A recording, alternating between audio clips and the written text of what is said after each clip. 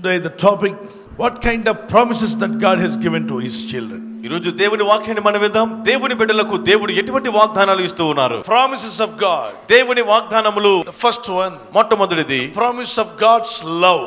దేవుని ప్రేమ యొక్క వాగ్దానములు. God said, I love you with the love of everlasting love. దేవుడు అంటున్నారు, శాశ్వతమైన ప్రేమతో నేను ప్రేమిస్తూ ఉన్నాను. The people's love is different, God's love is different. మనుషుల ప్రేమ వేరు, దేవుని ప్రేమ వేరు. The Greek word for love, it is used agape. Greek భాషలో ప్రేమ అనే మాటకు అగాపే అనే పదం వాడబడింది. Agape means loving people without selfishness. Agape అనగా ఎటువంటి స్వార్థము లేకుండా ప్రేమించుట. In other words, the love which Jesus showed on the cross. యేసు ప్రభువారు సిలువలో చూపించినటువంటి ప్రేమ. Dying for others. ఇతరుల కొరకు ప్రాణం పెట్టుట. Dying for sinners. పాపుల కొరకు ప్రాణం పెట్టుట. Sacrificial love. త్యాగపూరితమైన ప్రేమ. Giving love. ఇచ్చేటువంటి ప్రేమ. The pure love. పవిత్రమైన ప్రేమ. This love doesn't demand anything. ఈ ప్రేమ ఇది దేనిని కోరదు. This love gives only. ఈ ప్రేమ కేవలం ఇచ్చినది మాత్రమే. This is the agape love. అదే agape Prema. So God has given to all of us a promise of God's love. దేవుడు మనందరికి కూడా దేవుని ప్రేమ వాగ్దానమును ఇచ్చి ఉన్నాడు. We need God's love. మనకు దేవుని ప్రేమ కావాలి. What kind of love is God's love? దేవుని ప్రేమ ఎటువంటి విధమైన ప్రేమ? Come on, read it. It's a special love. 1 Corinthians chapter 13 verse 4 to 8. మొదటి కొరింథీ 13:4-8 వరకు మీరు చదవండి. అది ఒక ప్రత్యేకమైనటువంటి ప్రేమ. ప్రేమ దీర్ఘకాలం సహించును, దయ చూపించును, ప్రేమ మత్సరపడదు, ప్రేమ డంబముగా ప్రవర్తింపదు, అది ఉప్పొంగదు. యవనస్తుల ప్రేమ ఉప్పొంగే ప్రేమ. దేవుని ప్రేమ ఉప్పొంగదు. యవనస్తుల ప్రేమ ఉప్పొంగిపోతూ ఉంటుంది. నేను ప్రేమించాను అంటూ ఇక్కడ ఇంట్లో భూమి మీద నడవడు, ఎక్కడో నడుస్తుంటాడు.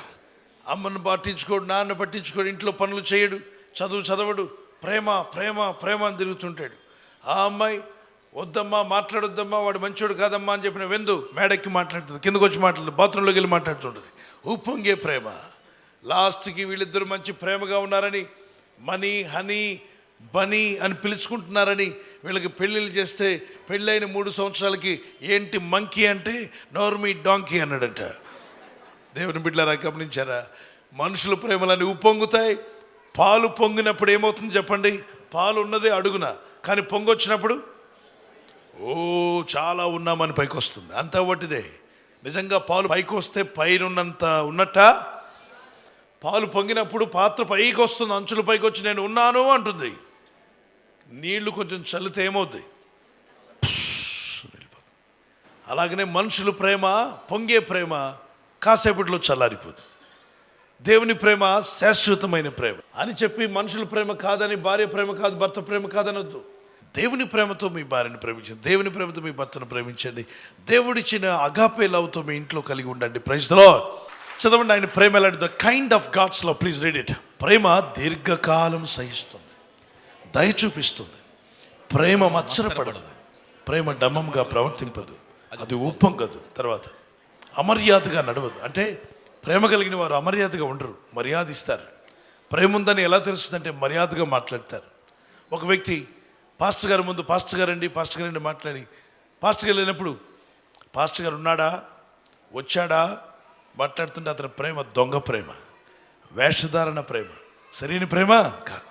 నాన్నగారు ఉన్నప్పుడు నాన్నగారు ఉన్నారా, నాన్నగారు వచ్చారా, నాన్నగారు లేనప్పుడు నాన్నున్నాడమ్మా, వచ్చాడా అన్నట్టు నీ దొంగ ప్రేమ, నీ ప్రేమ సరైన ప్రేమ కాదు. అమ్మ ఉన్నప్పుడు మంచిగా మాట్లాడు, అమ్మ లేనప్పుడు అమ్మ గురించి తక్కువగా మాట్లాడడం, దైవసేవకుడు లేనప్పుడు దైవసేవకుడు తక్కువగా మాట్లాడడం, that's not a real love. దేవుని ప్రేమ మర్యాదగా మాట్లాడుతుంది. ఒక వ్యక్తిలో దేవుని ప్రేమ ఉందని ఎలా తెలుసా? By looking their mouth, how they are speaking. ఈ చెట్టు మంచిదా కాదని ఎలా తెలుస్తుంది? చెట్టు ఫలం చూడండి. అలాగే ఈ వ్యక్తి లోపల ఏముందని తెలియడానికి ఆ వ్యక్తి మాటలు చూడాలి. ఆ వ్యక్తి మర్యాదగా మాట్లాడుతుంటే ఏ ప్రేమతో ఉన్నాడు? అమర్యాదగా మాట్లాడుతున్నాడు కూడా అతను ఏ ప్రేమ ఉంది? దెయ్యాల ప్రేమ, లోక ప్రేమ, సాతాను ప్రేమ, ఈ లోక ప్రేమ. దేవుని ప్రేమ ఉన్న వ్యక్తి మర్యాదగా మాట్లాడతాడు. చదవండి please, look at that scripture. దేవుని ప్రేమ సొంత ప్రయోజనాన్ని చూసుకోదు, త్వరగా కోపపడదు, అపకారమును మనసులో. దేవుని ప్రేమ గలవారు ఏంటో తెలుసా? ఎవరైనా ఏదైనా అంటే క్షమిస్తారు, మర్చిపోతారు. అపకారాన్ని మనసులో ఉంచుకోరు. అలా కాకుండా మీరు ఇక్కడ బ్రదర్ నేను ఆయనతో మాట్లాడినండి, పొర్రపాటును కూడా మాట్లాడు, పరలోకం వెళ్ళాక అక్కడ కూడా మాట్లాడిన అవసరమైతే అంటే నువ్వు దేవుని పరలోక రాజ్యం వెళ్ళలేవు. అందుకే ప్రభు నిన్ను వల్ల నీ పొరుగు వారిని క్షమించు, ఈ 77 సార్లు క్షమించమన్నాడు. పేతురు వచ్చి అడుగుతాడు, ప్రభు ఒకసారి అపకారం చేస్తే క్షమిస్తా, రెండోసారి తప్పు చేస్తే క్షమిస్తా, మూడోసారి క్షమిస్తా, నాలుగోసారి క్షమిస్తా, ఎన్ని మార్లు క్షమించాలి చెప్పు అంటే ప్రభు అన్నాడు 77 మార్లు, అంటే 77 అనండి.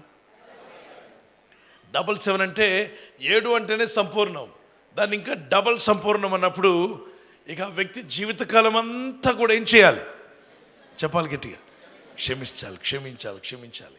ఆ క్షమించే మనసు కలిగి ఉన్నప్పుడు ఆశీర్వాదాలు పొందుకుంటాం, మనశ్శాంతిగా ఉంటుంది, సమాధానంగా ఉంటుంది. క్షమించినప్పుడు మన హృదయంలో టెన్షన్ పెరుగుతుంది. టెన్షన్ వల్ల షుగర్, బీపీ. షుగర్ అనే అన్న, బీపీ అనే తమ్ముడు వచ్చారా, వాళ్ళు మన ఊపిరితిత్తుల మీద, వాటి మీద, వీటి మీద దాడి చేసి స్లో పాయిజన్ లాగా, లోపలే శత్రువు, వీడు బయట శత్రువు కాదు, వీడు ఎక్కడ శత్రువు, లోపల కూర్చొని అవయవాలను రిపేర్ చేస్తుంటాడు. కాబట్టి వీటిని మనం కంట్రోల్లో పెట్టడానికి ఆహార పదార్థాలు కంట్రోల్ చేస్తే వాళ్ళకి కంట్రోల్ అవ్వడానికి దేవుడు సాయం చేస్తాడు. ప్రార్థన చేద్దాం, దేవుడు కృపణిస్తాడు. ప్రభు మనతో ఏమన్నాడు, సకల రోగాలు స్వస్థపరుస్తాడు, షుగర్ బీపీని స్వస్థపరచలేని అన్నాడా? ఆయన మన రోగములన్నీ భరించాను. ఒక ఆవిడ మరి ఎక్కడ కొరియా దేశంలో వచ్చింది, మౌత్ క్యాన్సర్తో వచ్చింది, అంటుంది, మాటలు రావట్లే ఆమెకి. దైవజనుడు అడిగాడు, వాట్స్ రాంగ్ విత్ యూ అంది. You right on a paper, I can't understand you అన్నాడు. మౌత్ క్యాన్సర్, థ్రోట్ క్యాన్సర్ అని రాసింది. ఓకే ప్రభా, ఈమె యేసు ప్రభా నా హృదయంలోకి రమ్మడానికి నోరు రాదు, ప్రభా నన్ను క్షమించమనడానికి చెప్పండి. కాబట్టి ఈయన రాశాడు, Lord Jesus come into my heart, forgive my sins, forgive my secret sins, I forgive all my enemies. ప్రభు నా హృదయంలోనికి రమ్ము, నా పాపములు క్షమించు, నా శత్రువులకు క్షమిస్తున్నానని రాశాడు. Do you agree with this? నువ్వు దేనికి ఏకీభవిస్తున్నావా అడిగితే ఏకీభవిస్తున్నానంటే చెప్పింది. Do you forgive your husband? నీ భర్తను నువ్వు క్షమిస్తున్నావా అన్నట. Then until you forgive your husband, you are not going to get healing. నీ భర్తను నువ్వు క్షమించే వరకు నీకు స్వస్థత కలగదు. If you forgive, write it on this paper. నువ్వు క్షమిస్తాను అంటేనే ఈ పేపర్ మీద వ్రాయి. అన్నట. చాలా కష్టపెట్టాడు నేను ఆయన్ని. But Jesus, he was nailed to the cross, but still he forgave everybody. యేసు ప్రభువారు ఎంతో శ్రమలు పొంది మేకులతో కొట్టబడుతున్నా అని అందరినీ క్షమించారు. Why not you forgive? నువ్వెందుకు క్షమించకూడదు? Then she said, okay. అప్పుడు ఆమె క్షమిస్తానంటే చెప్పింది. Not okay, write it. I forgive my husband, write on this. అంటే సరిపోదు, నా భర్తను క్షమిస్తున్నానని రాసి నాకు Then she wrote, I forgive my husband. నా భర్తను క్షమిస్తున్నాను అని రాసి ఇచ్చింది. Lord Jesus, forgive me. ప్రభు అయిన యేసు నన్ను క్షమించండి. I forgive my enemies. నా శత్రువులను క్షమిస్తున్నాను. Forgive me, Jesus. నన్ను క్షమించండి యేసు. Heal me, Jesus. నన్ను స్వస్థపరచు యేసు. Then you write this word 10,000 times, by his stripes I am healed. ఆయన పొందిన దెబ్బల చేత నేను స్వస్థత పొంది ఉన్నాను అనే ఆ మాటను 10,000 సార్లు రాయమని చెప్పాడు. How many times? ఎన్నిసార్లు రాయమన్నారు? 10,000 times. 10,000 సార్లు రాయమన్నారు.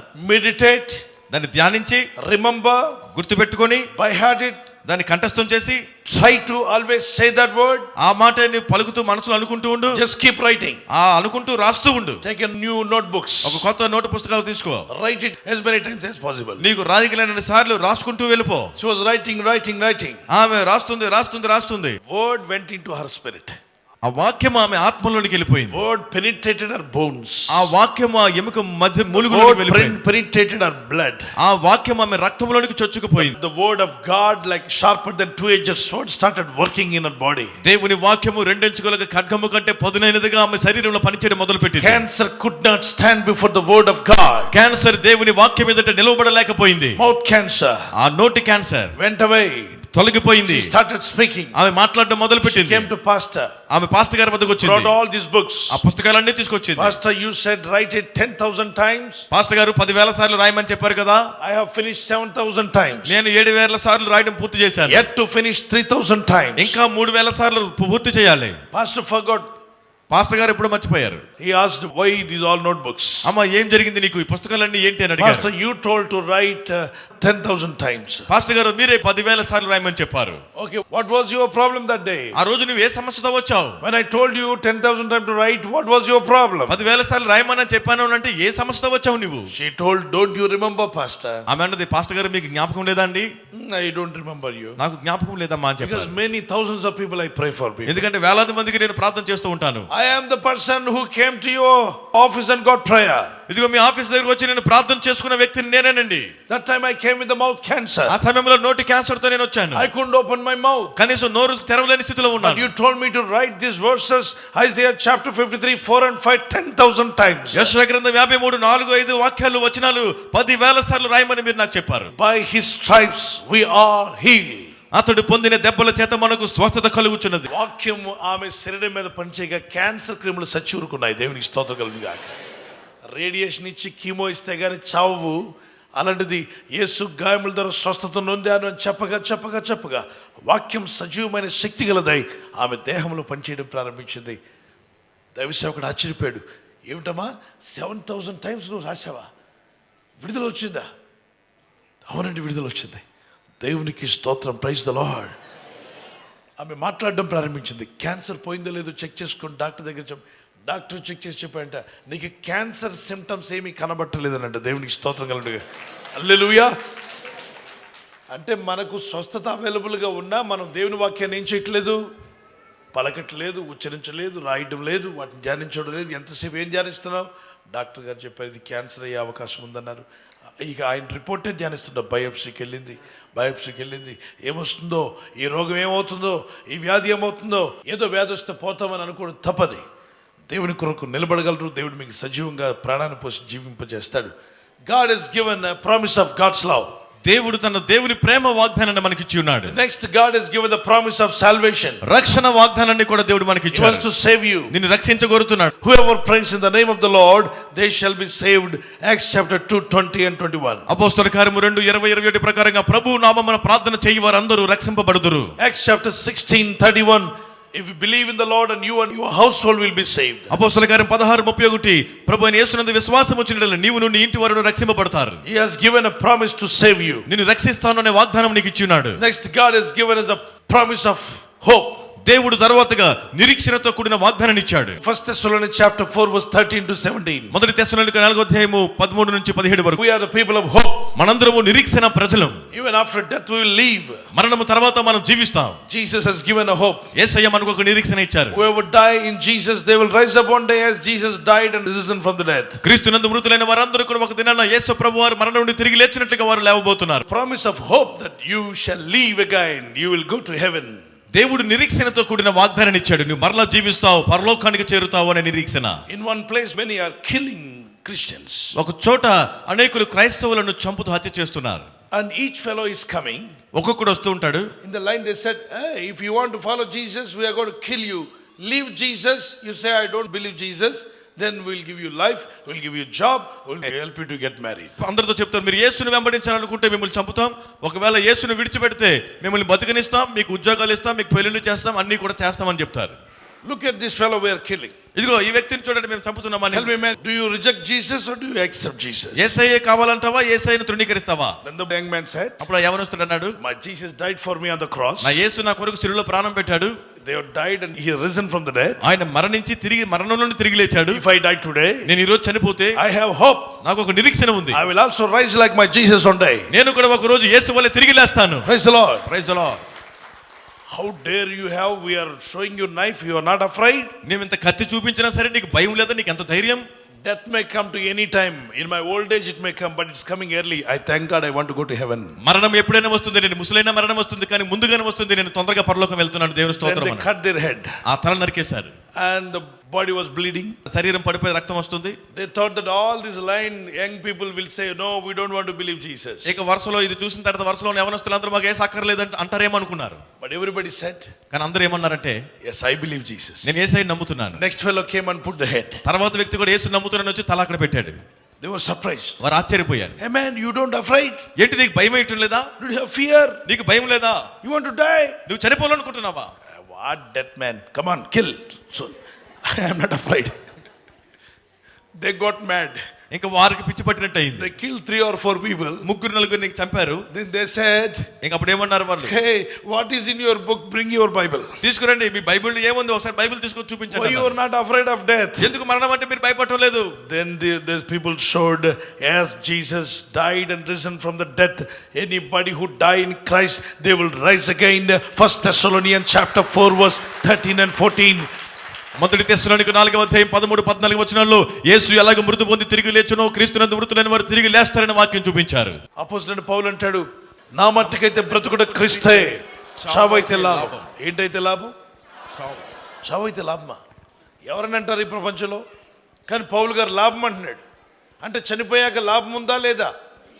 ఉంది. ఈ లోకస్తులు ఎవరికి లాభం లేదు, కానీ యేసు నమ్ముకున్న వారికి లాభం. ఏనుగు బ్రతికిన వెయ్యంట, చనిపోయినా వెయ్యంట. బ్రతికితే బరువులు మోసి లాభం తెస్తుంది, చనిపోతే కొమ్ములు అమ్ముకుంటే ₹1,000 అమ్ముడుపోతాయంట. అంటే ఇప్పుడు ఏనుగు బతికినా లాభమే. మరి ఏనుగుకి అంత విలువ ఉంటే, అంత లెవెల్ ఉంటే, క్రైస్తవుడికి బ్రతికినా లాభమే. బతికున్నప్పుడు ఆత్మలు దేవుని ఎదుగు తీసుకొచ్చి రక్షిస్తాడు, పోతే పరలోక పట్టణానికి వెళ్ళి ఆనందిస్తాడు. దేవునికి మహిమ కలుగును గాక. సాధు సుందర్ సింగ్ గారిని ఒక నరహంతకుడు అనేకులను చంపుతూ ఉండేవాడు. సడన్గా ఒక రోజున ఆ దారిలో ఈయన వెళ్తున్నాడు, సువార్త మార్గంలో పట్టుకున్నాడు. ఒక లోయ మార్గంలో పట్టుకున్నాడు. హాయ్, చంపేస్తాను, కదలొద్దు అన్నాడు. సాధు సుందర్ సార్ వెంటనే, ఎస్ బాబు, ఐఎమ్ రెడీ, దగ్గర రా అన్నాడట. వీడికి అర్థం కాలేదు. అందరూ బాబు బాబు చంపొద్దు చంపొద్దు అని దండాలు పెడుతుంటారు కదా. ఐఎమ్ రెడీ రమ్మని వెంటనే బ్యాగ్ తీసి పక్కన పెట్టి, అన్నీ తీసి పెట్టి, నాయన త్వరగా అని చెప్పి తలంచాడండి. ఆయన కట్టుకుని తీసుకొచ్చాడు. చంపుతానంటే ప్రతి ఒక్కడు కేకలు వేసి, బాబు చంపొద్దని దండాలు పెట్టుకుంటాను, నువ్వేంట్రా చంపమంటున్నావు? అప్పుడు ఏం చెప్పాడు, నేను ఈ స్థితి కొరకు ఎప్పుడు పరలోకానికి వెళ్ళాలని, హతసాక్షిగా ప్రభు యొద్దకు వెళ్ళిపోవాలని, పరలోకం చేరాలని ఎప్పటి నుండో ఎదురు చూస్తున్నా. నా ప్రార్థనకి జవాబు ఈ రూపంలో వచ్చింది. దేవునికి స్తోత్రం. కానీ త్వరగా కానీ నా డాడీ దగ్గరికి వెళ్ళిపోవాలి, త్వరగా కానీ. డాడీ అంటే ఏంటి? చనిపోయాక ఇంకా ఉంటారా, బతికుంటారా? అవును. ఎక్కడది పరలోక రాజ్యం? మరి నేను అక్కడ రావడం కావద్దు, నువ్వు రావడం కావద్దు, నువ్వు నరక అగ్ని గుండం కిందకు పోతావు, కాలుతూ ఉంటావు.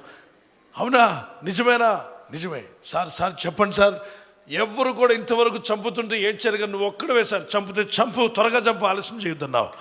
ఏంటి సార్ చనిపోయాక ఏముంటుంది సార్ అంటే అన్నీ చెప్పిన తర్వాత, అయ్యో అలా అయితేనే చాలామంది చంపని నరహంతకుడని ఏడ్చాడు. అయినా నా భార్య బిడ్డల కోసం చంపి దోచుకున్నాను సార్. అయితే సుందర్ సింగ్ అన్నారు, ఇంటికి వెళ్ళి అడుగు, మీ భార్య నీ పాపాలు మోస్తుందేమో, నీ అత్తగారి పాపాలు మోస్తుందేమో, నీ పిల్లలు మోస్తారేమో అంటే, అడుగొస్తాను ఇక్కడే ఉండమని వెళ్ళొచ్చాడట. ఏమైనా నేను మీ అందరిని పోషించడానికి చాలామంది చంపాను, పాపం అట్ట కట్టుకున్నాను, ఆ పాపలకు మీరు కొంత మోస్తారు. అనవసరం, భర్త భరించాల్సిందే. మమ్మల్ని పోషించాల్సిన బాధ్యత నీది. నువ్వు చంపి తెచ్చావో మంచిగా కష్టపడి మాకు అనవసరం, తెచ్చావు నేను వండి పెట్టాను అంతే. నీ పాపంలో నాకు చిల్లి గవ్వంత కూడా నేను భరించను పో అందట. లాస్ట్కి వచ్చాడు, సార్ నా పాపాలు ఎవరూ భరించట్లేదు, మరి నువ్వే మొయ్యాలి, నేను నరకానికి పోతాను కదా, మరి మార్గం ఏంటి చెప్పమంటావా? ఎస్, శుభవార్త, యేసు ప్రభు నీకు రక్తం ఖర్చు ప్రాణం పెట్టాడు. ఈరోజు నువ్వు మారు మనసు పొందితే, పశ్చాత్తాపడితే, గుండె బాదుకుని ఏడ్చారంట, అయ్యో ఈ ఆత్మను చంపేశాను దేవా, అందరి దగ్గరికి బతివలాడి క్షమాపణ అడుగుతానని అతను మారి సువార్థికుడిగా మారాడు. దేవునికి స్తోత్రం కలుగు. Praise the lord. దైవజనమా, మరణానికి భయపడితే క్రైస్తవుడే కాదు, క్రీస్తు బిడ్డలు మరణానికి భయపడేవారు కాదు. Next, God has given us the promise of divine assistance. దేవుని దైవిక సహాయం అనే వాగ్దానం ఇచ్చాడు. Next, God said, I will be with you my son, do not worry. నేను నీకు తోడుగా ఉంటాను నా కుమారుడా, నువ్వు బాధపడవద్దు. I will not leave you nor forsake you. నేను నిన్ను విడువను ఎడబాయను. Joshua 1:9. యెహోషువ 1:9. Matthew 28 verse 18 to 20. మత్తయి సువార్త 28:18-20. I will be with you till the end of the age. ఈ యుగ సమాప్తి వరకు సదాకాలం మీకు తోడై ఉంటాను. Isaiah 41:10. యెషయా 41:10. He will assist you. ఆయన నీకు తోడై ఉంటారు, bless you. ఆయన నిన్ను దీవిస్తారు. The next promise. తర్వాత వాగ్దానం. The last one, fifth one. ఐదవది వాగ్దానం. The promises of Christ and adoption. క్రీస్తు యొక్క వాగ్దానం మనల్ని కుమారులుగా స్వీకరిస్తూ కుమారత్వాన్ని He ఇస్తున్నాడు. has adopted us as his sons. తన కుమారులుగా దత్తత తీసుకు దత్తపుత్రాత్మ. We are adopted by God. మనము దేవుని చేత దత్తత We తీసుకోబడ్డాం. are adopted sons and daughters of God. మనము దేవుని యొక్క దత్తత కుమారులము కుమార్తెలము. So we are heirs of heaven. మనము పరలోకపు వారసులమై ఉన్నాం. How many are happy about these promises? ఈ వాగ్దానాన్ని బట్టి ఎంతమంది సంతోషంగా ఉన్నారు? Shall we pray? ప్రార్థన చేద్దామా? Father, I want to live in your promises. తండ్రి, నీ వాగ్దానాల్లో నేను జీవించాలని I కోరుతున్నాను. believe your promises. నీ వాగ్దానాన్ని నమ్ముచున్నాను. Lift up one hand to the Lord and one hand on your chest and pray. ఒక చేతిని ప్రభువు పెట్టి ఒక చేతిని గుండె పైన పెట్టుకొని ప్రార్థించండి. Jesus, touch me. యేసు నన్ను తాకుము. Anoint me, Holy Spirit. అభిషేకించుము Come పరిశుద్ధాత్ముడా. upon me, Lord. నా పైకి దిగిరము ప్రభువా. Fill me, Jesus. యేసు నన్ను నింపుము. Use me for your నీ glory. మహిమ కొరకు వాడుకొనుము. I want the power of God God. దేవుని శక్తి నాకు కావాలి. Anointing of God. దేవుని అభిషేకం నాకు కావాలి. Blessings of God. దేవుని ఆశీర్వాదాలు కావాలి. Jesus. Yesu, Thank you for giving me hope. నాకు నిరీక్షణ ఇచ్చినందుకు నీకు స్తోత్రం. Thank you for giving me wonderful love. అద్భుతమైన ప్రేమ నాకు ఇచ్చినందుకు నీకు స్తోత్రం. We thank you for all the promises that you have given to me. నీవు నాకు ఇచ్చిన వాగ్దానాలన్నిటిని బట్టి నీకు స్తోత్రము తండ్రి. Thank you for you adopted me. నీవు నన్ను దత్తత స్వీకరించినందుకు నీకు Thank you for your స్తోత్రం. divine assistance. నీ దైవిక తోడును బట్టి నీకు స్తోత్రం. Divine provision. దైవిక సహాయము బట్టి నీకు Divine స్తోత్రం. blessings. దేవుని ఆశీర్వాదాలు బట్టి I thank you, Lord. ప్రభువా నీకు స్తోత్రం తండ్రి. Children, ask God to give you wisdom and knowledge. చిన్నబిడ్డలు ప్రార్థించండి, జ్ఞానము తెలివి ప్రభువా నాకు ఇవ్వండి అని అడగండి. Jesus, give me wisdom. యేసు నాకు జ్ఞానం ఇవ్వండి. Give me knowledge. నాకు తెలివినివ్వండి. Give me success in my future. నా భవిష్యత్తులో జయము దయచేయండి. Father, give us good life, Lord. తండ్రి మాకు మంచి జీవితం ఇవ్వండి. Let them overcome temptations. శోధనలు జయించే జీవితం. Let them overcome all problems in their life. వారి జీవితంలో ఎదురయ్యే ప్రతి సమస్య జయించే సహాయం Give them ఇవ్వండి. victory over financial problems. ఆర్థిక సమస్యలపైన జయం దయచేయండి. Victory over financial problems. ఆర్థిక సమస్యలో జయం ఇవ్వండి. Lord, give them victory over every sickness. ప్రభువా ప్రతి అనారోగ్యం పైన జయం దయచేయండి. Victory over every sickness. ప్రతి అనారోగ్యం పైన జయం ఇవ్వండి. Give them good health, Father. మంచి ఆరోగ్యం ఇవ్వండి ప్రభువా. Victory over every circumstance. ప్రతి పరిస్థితి పైన జయము దయచేయండి తండ్రి. Let them overcome. వారు జయించాలి. Lord, let them be overcomers. వారు జయశీలులు జయించేవారుగా ఉండాలి Thank you ప్రభువా. for your hope. నీ నిరీక్షణ బట్టి నీకు Thank you for స్తోత్రం. your love. నీ ప్రేమను బట్టి నీకు స్తోత్రం. Thank you for your assistance. నీ సహాయాన్ని బట్టి నీకు స్తోత్రం We'll తండ్రి. trust in you, Lord. నీ అందు నమ్మిక ఉంచి ఉన్నాం At the ప్రభువా. end of our life, we want to live for you. మా జీవితాంతం వరకు నీ కొరకు జీవించాలని కోరుతున్నాం. In Jesus' name we pray. యేసు నామములో ప్రార్థిస్తున్నాం తండ్రి. Amen. ఆమేన్.